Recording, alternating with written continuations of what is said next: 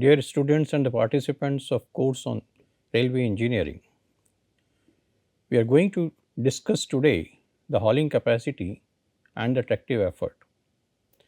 If you remember, in the previous lecture we were discussing about the various types of resistances which are offered by a track to the movement of the train, and that has an impact on the hauling capacity of the locomotive. That means the total load which that locomotive can pull on a particular track. In that direction, in the area of track profile, we discussed about the curvature effect, and then we talked about the effect due to the starting of train or the acceleration to the train, and finally we have discussed about the effect of the wind which is impacting the movement of the train at an angle of theta, and therefore there is going to be a component which will create a force in terms of a resistance. In today's discussion, we will be focusing on two elements. One is hauling capacity, another one is tractive effort.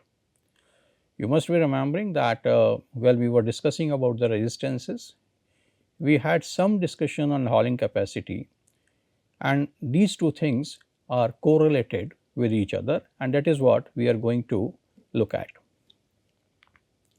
Now, what is hauling capacity? Now, hauling capacity is defined in terms of a load. The load can be in kgs or in tons, and that load which can be pulled by a locomotive.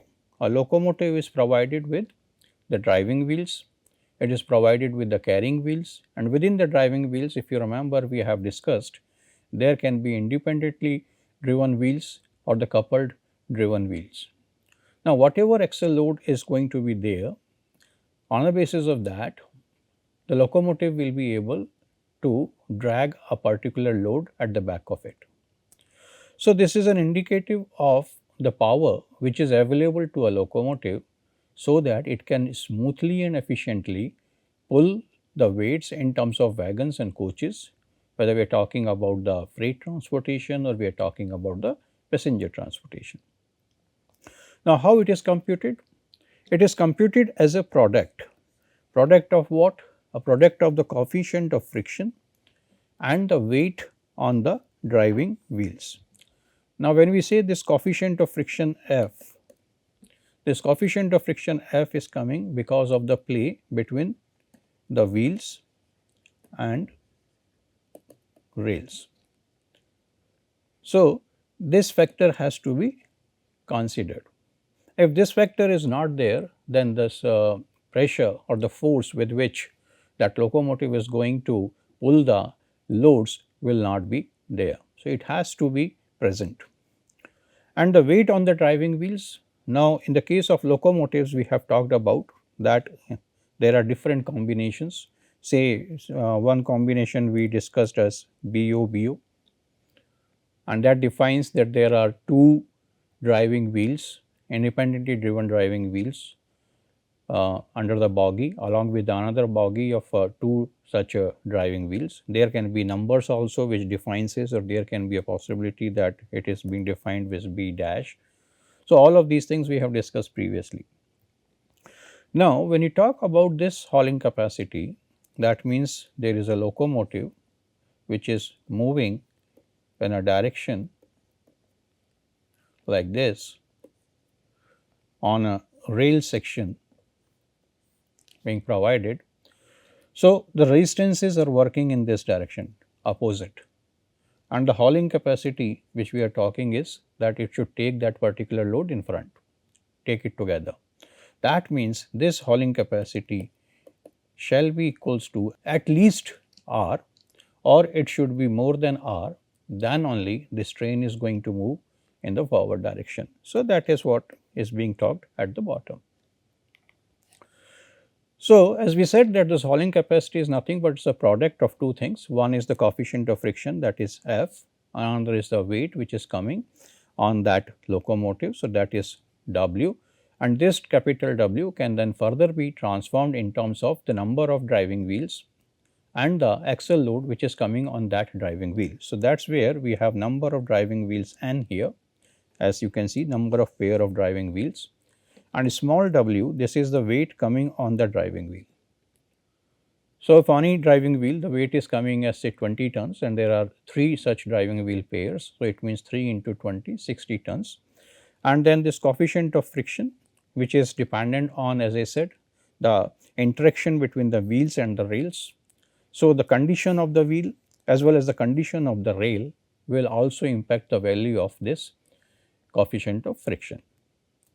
And we will be looking at what are the values which can be there with coefficient of friction for different conditions. But we have to remember this formula, because this formula we are going to use forward, and we will be talking this in terms of the resistances which have been offered by a track, and those resistances, if you remember, we talked about R1 plus R2 plus R3, and then these R1, R2, R3, they have again the different type of resistances as a component of that. This hauling capacity is therefore going to be influenced by what? So, as we said, this hauling capacity is nothing but F into N into W. So, these are the 3 things which are going to influence. The very first thing, what is the weight which is coming on the driving wheel, that is small w. Another, the coefficient of friction between the rail and the wheels. And third, the number of such wheels which have been, or pairs which have been used in the locomotive. So, when we talk about this coefficient of friction, what are the various things which are going to affect it? Let us discuss that also. So, when you see that, and we are talking that this F is between the wheel and rail. Now, rail is a static part, but wheel is a moving part. Therefore, the speed is one such attribute, and that is what it says. The speed of the train will influence the coefficient of friction, and as the speed increases, the coefficient of friction will keep going down. So, when we are saying that we are going to talk about 200 kilometers per hour, or we are going to talk about 320 kilometers per hour, that means this coefficient of friction will be reducing, but then there should be a limit. It cannot be that you make it F is equals to 0. If F is equals to 0, then there will not be any pressure exerted and the locomotive will not be able to haul the train. So, that is not a possibility. Another thing is the condition of the rail head surface. Now, that is the reason, because interaction is with the rail. So, when you talk about this head surface, what are the possibilities? The possibilities is that it has gone weared out, that the rail is being torn because of the various distresses or the stresses which have been caused in it. So, that can be one condition. So, whether it is smooth or worn out, or it is wet or dry, or it may be having some external materials on the top of it. Say there may be a possibility that it has sand on it in the coastal area or in the desert area, or there will be, then when you say this is wet, there is a possibility of a moisture. So, if the moisture is present in any form, then the rails can go wet. So, that also is going to create a problem. So, with respect to dry, in the case of wet, F is going to down. If you are talking about a smooth or worn out, in the case of worn out, the resistance may increase, but in the case of a smooth, it is going to be low. But that does not mean that if we have to increase the coefficient of friction, because it is one of the affecting parameter here in terms of HC, directly related to HC. So, it does not mean that we go for a completely worn out section. So, that will create other problems. So, we have to make a balance, that what type of thing can be there and what type of things can be managed. Then at higher speed, it can go to as low as 0.10, whereas at the lower speed it can be as 0.20. If you talk about a very wet or a slimy rail conditions, then also it is going to be a reduced value as 0.10. But say it is dry, along with that the sand is got deposited at the top of the rail head, on the side of the rail heads, then in that case it increases to 0.45. So, it is a very high value here. If it has gone greasy, there is an oil at the top of it, something has happened in that form, then you can see that it has gone to further reduction, even less than 0.1, it is very, very low. and it is a problematic situation now. Then if there is an average dampness, in that case it can be 0.166, which is still again a lower value. In the case of tunnels or in the case of frosty conditions also, it will be lower than the normal conditions. Usually we have found that the values are coming in the range of around 0.2, or it can be taken between 0.3 and 0.25 and every condition is good enough on the track. The rails are new, it is a new locomotive and the wagons which are using that in that case, or it has gone a bit old. So, you have to find out that what particular condition is there. Accordingly, if some condition is given to you in a numerical, you can select one of the values of f from this particular guideline. Then another thing is that if there is a mechanically coupled driving axle locomotives, this is one type of the wheel arrangement which we have discussed in the case of locomotives, and this is happening in WDM3 or WDM4. So, that is the third and the fourth series of a locomotive which can be used on a broad gauge having a traction of diesel and being used for mixed condition, that is it can ferry freight as well as passenger train. Or if there is a monometer electric locomotive which is defined as WAG 1 or 3, again is the series, G is for goods and A is for the electric traction and W is for the broad gauge. In that case the value is 0.30. If we talk about the independently driven axle diesel electric locomotives, in that case say for a diesel locomotive of series 2 which is used for mixed condition on a broad gauge, or an electric locomotive which is being used for goods or mixed conditions or passengers with a series as 5, 4 or 1 respectively with electric traction, but for the broad gauge only, then in that case the range is 0.25 to 0.27. Now, this friction between the wheel and the rails has to be present, otherwise the wheels would slip freely without producing any tractive force, and that is what previously only I have talked about it. If you cannot make a condition that F becomes equals to 0, if F becomes equals to 0, it is going to create a problem. Then you cannot say that I am equating SC with the resistance, because then in that case SC is what? Then in that case SC is F into N into W, but F has gone equals to 0, that means this total becomes 0. So, there is no hauling capacity available. Here you can see a comparison being given. A comparison is between the broad gauge locomotives, and they are all electric locomotives. The first one is for passenger with the 5th series, second one is for again a passenger for a 7 series, and the third one is for goods but a 9H series. Now, if we see the capacity is being defined here in terms of horsepower, and as we are going from left to right, the horsepower is basically increasing. So, in the case of WAP7 and WAG9H, this horsepower is same, but you will find that the other things are changing here still. Like if we talk about the weight of a locomotive, in the case of WAP5, it is a lighter locomotive, but if you look at WAG9H, a very heavy locomotive, 132 tons of the weight of that locomotive which is coming. Bogie arrangement in the case of WAP5 is BO, that means it is driven bogies, these are driven axles on the bogie and 2 sets are there. So, this is 2 pair and this is 2 pair, here it is 3 pair and 3 pair condition. Axle loads which are coming 19.5 tons, 20.5 tons or 21.5 tons. Say if there are these BO and BO, it means 4 such pairs are there. So, 4 pairs multiplied by axle load will give you the total load.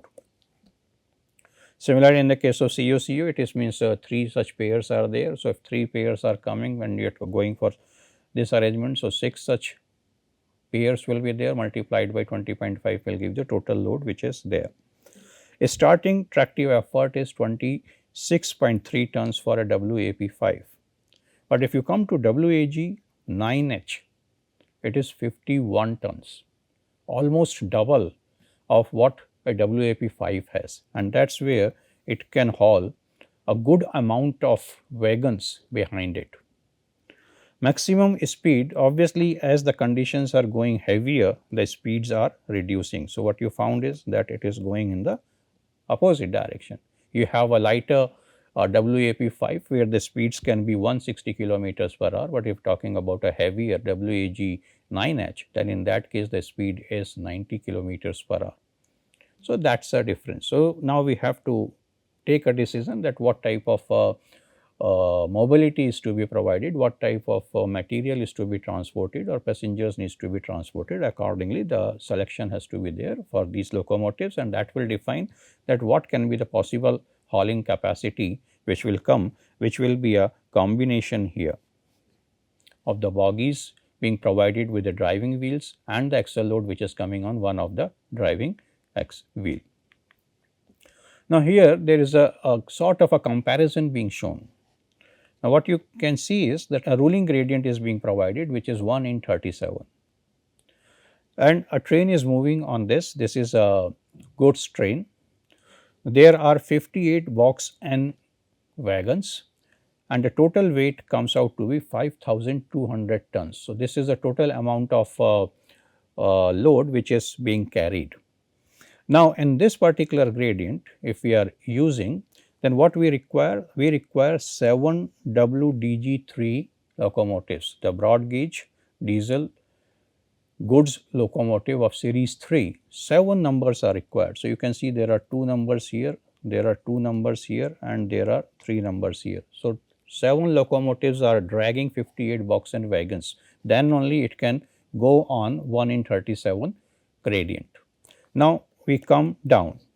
For the same condition of 1 in 37, for the same condition of 58 or 59 box and wagons which is to be taken up, if you have changed your locomotive and the locomotive is of 4th series now instead of 3rd series, then only 5 such locomotives are required. So, we were requiring 7 there, now only 5 can help you. So, you have 2 here and 3 provided at the back, and this will be giving the push with the help of which these 58 box and wagons will be taken on the gradient. Now, let us look at the another condition, that if you have this WDG4 is still being used, but we ease the gradient. So, gradient has been made 1 in 50. So, it was 1 in 37. So, 1 in 37 means you was getting it like this. So, it was 37, but now it is 1 in 50. So, you have eased it out.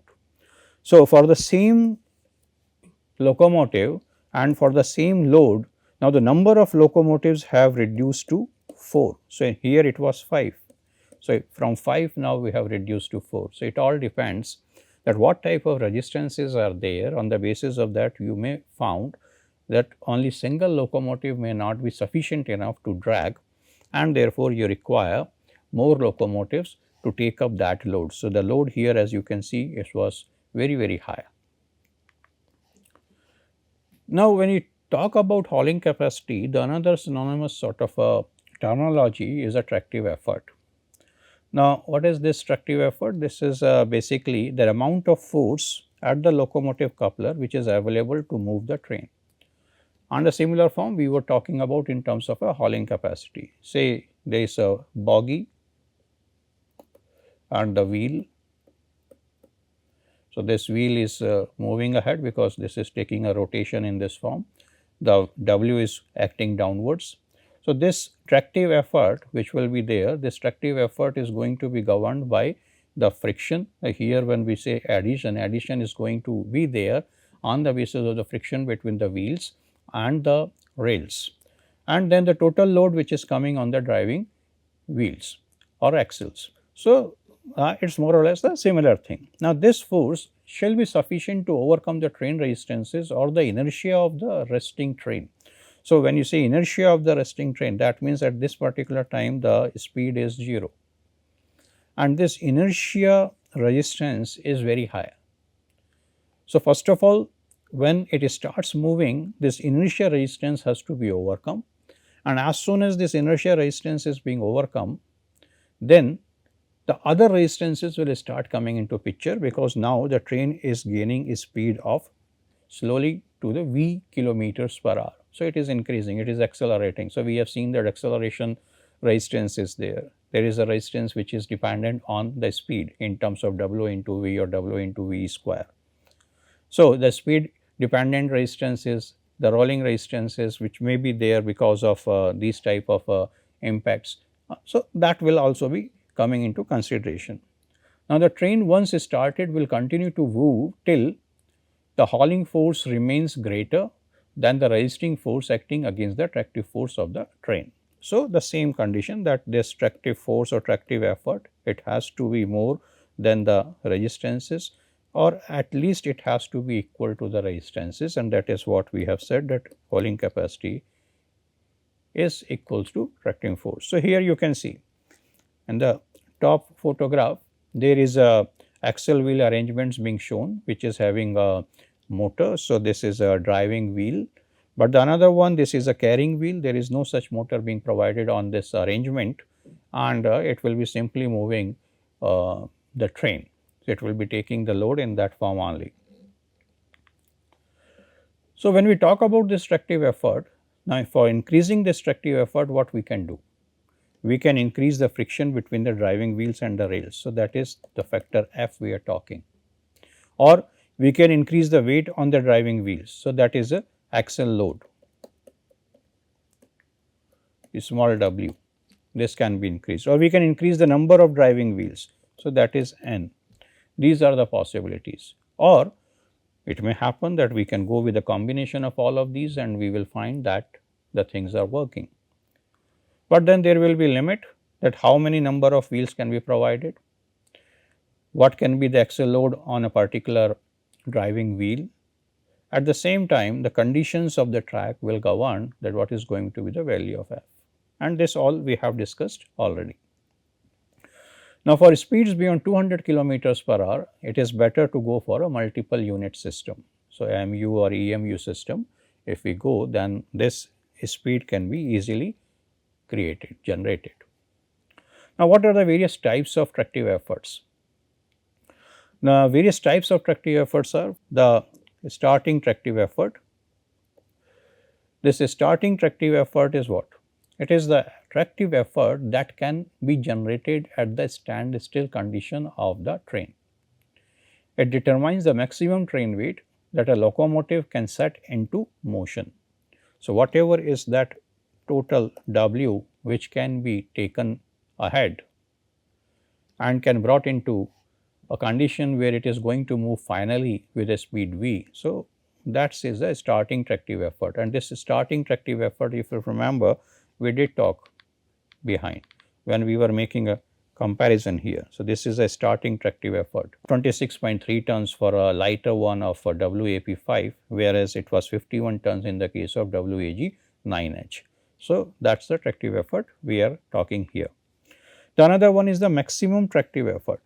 Now, this maximum tractive effort is what? It is defined as the highest tractive force that can be generated under any condition, and that is not injurious to the vehicle or the machine. When we say it is not injurious to the vehicle or the machine, means it is not causing any issues, say in terms of heating or a higher wear and tear. So, those type of problems should not be there. But when you say this maximum tractive effort, obviously this is going to be achieved for some small period of times. It is not that it is continuously, the train is continuously moving with using the maximum tractive effort. Instead of that, it will be working with the continuous tractive effort. The continuous tractive effort is the tractive force that can be maintained indefinitely without causing overheating of the power transmission system. Here again, there should not be heating, and it is continuously moving with that particular tractive effort. Obviously, this when we are saying that will be in the terms of a leveled system, it will be more, but as soon as you start changing the things in terms of a gradient or in terms of a curve, then those resistances will also be there, and in that case some of the tractive effort will be lost to resist these particular type of resistances. So, it will be gone into it. So, when we talk about this tractive effort and the way it changes with the speed, so here the speed is changing, there is a limiting value of the speed. You cannot go indefinitely. So, we have seen that the maximum speed can be 160 kilometers per hour for WAP5, but it is 90 kilometers per hour WAG9H. So, that is the limit. So, you are starting from 0, you are increasing the speed. So, what happens to the tractive effort? So, initially this tractive effort is going to be the one which is a starting tractive effort, and it will be looking at the initial conditions because the train has not got set into the motion. So, for a certain time period there is a constant tractive effort which will be there, and this is usually around 20 kilometers per hour. So, roughly around 20 kilometers per hour, and up to that the tractive effort is constant, and then after that it starts reducing sharply, exponentially we can say, when the speed is increased. That means the speed related resistances, those have started coming into play, and they are creating an impact to the available tractive effort. So, that is where this curve goes down. Now, with this particular curve, if we are interested to find out a balancing speed. So, balancing speed is what? The balancing speed of the train is the maximum available speed of a loaded train on the leveled track under the normal environmental conditions. So, everything is normal, there is no issue. So, then in that case this is the balancing speed which will be there. Now, how we can find out this balancing speed? So, now we are going to overlap another curve which is train resistance curve. So, when the speeds are very low, in that case initially the resistance is high, and then as soon as it starts moving it will reduce. You must have seen that when you have traveled in a train and it is at a station, sometimes it is being pushed back and then the locomotive takes us forward. So, it tries to remove the inertial effect, and then as soon as that inertial effect has gone, now it starts moving. So, the resistance, because it has gone down, now it will have the power to move the train, and as soon as the train starts moving, again you can find that here the resistances are increasing. So, when these resistances are increasing, there will be one condition where the resistance curve and this power line curve, they will intersect, and this particular point here will give us a balancing speed. So, this is how this balancing speed of a train is calculated or found out. Now, let us look at the tractive efforts for a different type of locomotive. Say first of all depends upon the case of a steam locomotive. What are the things which are going to be there? The difference in the pressure on two sides of the cylinder, because there is going to be a cylinder and there is a piston which will move in this cylinder. So, there is a pressure P1 and a pressure P2, and there is a difference of pressure P on the two sides of this cylinder. The length of the stroke, so that is the length which will be there, and in one particular stroke it goes and comes back. So, that means the total 2L is the distance which it is going to move. Area of the piston, so this area of the piston is say A and the diameter is a small d, and the diameter of the wheel is capital D. So, these are the things on the basis of which tractive effort for the steam locomotive can be calculated. So, let us look at it. So, in the case of two cylinder engine, the work done will be the pressure difference multiplied by the area and the total stroke which is being done, that is twice of L. So, that means 2L, and it is being multiplied by 2 because we are talking about two cylinder engine. So, this area is nothing, it is pi d square, where d is the diameter of the piston. So, it is pi into p into L into d square. So, that is one work done. Then another is the work done in one revolution of a driving wheel with mean tractive force of Te. So, if the mean tractive force is Te multiplied by the peripheral distance. So, peripheral distance of the wheel is pi into d. So, pi into d into Te is another value, and if we equate these two values, that is 1 and 2. So, what we get is T is nothing but the difference in pressure multiplied by the square of the diameter of the piston into length of the stroke divided by the diameter of the wheel. Now, if we have to increase this Te, now how we can increase this? The pressure The diameter of the piston, the length of the stroke, they are governed by the mechanical units, and therefore, there is not much uh, possibility of making the changes here. The one change which can be there is in terms of a capital D, which is the wheel diameter. Now, if we reduce the wheel diameter, the value of T is going to increase. But the issue is that if we reduce the wheel diameter, then it will impact the speed of the movement. The speed of the movements will also reduce. So, again there is a limit up to which we can reduce the values. Now, in the case of diesel or electric locomotives, the values have been found out as for diesel locomotive is 308 into the horsepower divided by the velocity in kilometers per hour, and the value will come in kg. In the case of electric locomotive, there are two formula being given for DC and AC electric locomotives, where alpha is a constant which is dependent on the characteristics of the locomotive, and V is again the velocity in kilometers per hour. Now, another thing, because we talked about the power which is available, the next thing which we can discuss is about the braking distance. Now, this braking distance refers to the distance which a train will travel from a point when the brakes are fully applied to when it comes to the complete stop. So, it has been moving with a speed v and then it comes to 0. So, this is the distance which we are talking here. It is primarily affected by what? The original speed of the train or the vehicle, the coefficient of friction between the wheel, rim and the surface and the rail surface, and the negligibly by the rolling resistances and the train's air drag. So, certain things are going to make impact and some other things are there which are not making that much impact. Then another thing is the type of the brake system is also one thing, and if the type of the brake system has not been able to apply sufficient force to stop the train and matching the static frictional force, then the train will take longer distance to stop. It has been observed that depending on the various speed, this distance comes out to be from 600 meters to 6000 meters. So, it depends on what particular type of a locomotive is there, at what speed it has been moving, what are the frictions which have been experienced by that locomotive and the train and the wagons. So, that together will define that what can be there. So, it is between 600 meters to 6000 meters.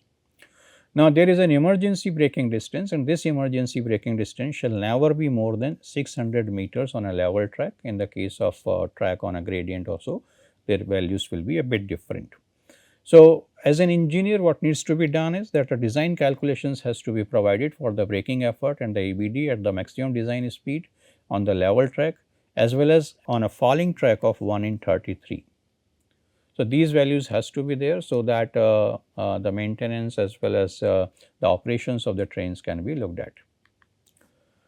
Now, just look at one of the numerical here on the hauling capacity. What it says is there is a locomotive classification being given as 284. This 284 will define that how many driving wheels are going to be there, and on a driving wheel there is a load which is coming as 18.5 tons. Then it carries a goods train which is having 55 wagons, and each wagon is having a load of 40 tons. That means N into W, N into W1 if we say here, that will give this load, as well as the load of the locomotives is W2 plus a small W2 will give the capital W. Then the train moves at a ascending gradient of 0.5% and a curve of 2 degrees. The coefficient of friction can be taken as 0.25, and the train has to move at a speed of 50 kilometers per hour. Now, what we are checking is whether the train will be able to move at this speed. Now, for doing that, what is required? We have to see the hauling capacity, and we have to see is with respect to the resistances being offered by the conditions laid here in terms of a rolling resistances, in terms of a resistances which are coming due to curve, which are gradient. So, when you talk about the hauling capacity for the 4 driving wheels with the load of 18.5 tons coming on it with a friction factor of 0.25. So, this is F, this is N and this is W. What we get is 18.5 tons as the total hauling capacity. And the train weight is going to be 110 into 55 multiplied by 40, that was for wagons. So, 2310 is that load which is there. What will be the total train resistance? The total train resistance is the train resistance due to not affected by speed, wind and the gradient as well as curvature. So, it is 0.0016 W plus 0.00008 W into V plus 0.0000006 W into square of V plus W into G plus 3 zeros 4 into W into dr, where dr is the curvature degree. So, when we put all these values, what we get is we get 29.8 tons as the resistance here. Now, this total resistance, if we are comparing with the hauling capacity, which is 18.5 tons, what we found that the hauling capacity comes out to be less than the resistance. It means this locomotive will not be able to carry the train at a speed of 50 kilometers per hour, the speeds are going to be lesser. So, that is how we can make the checks here. So, with this we close our this lecture. What we discussed was the hauling capacity, the factors which contribute to it, the tractive effort, the factors which affect the tracting effort, and then we have talked about the various types of tractive efforts and related to steam engines, diesel engines and electric locomotives, and finally the braking distance. We will meet again in the next lecture. Till then, thank you.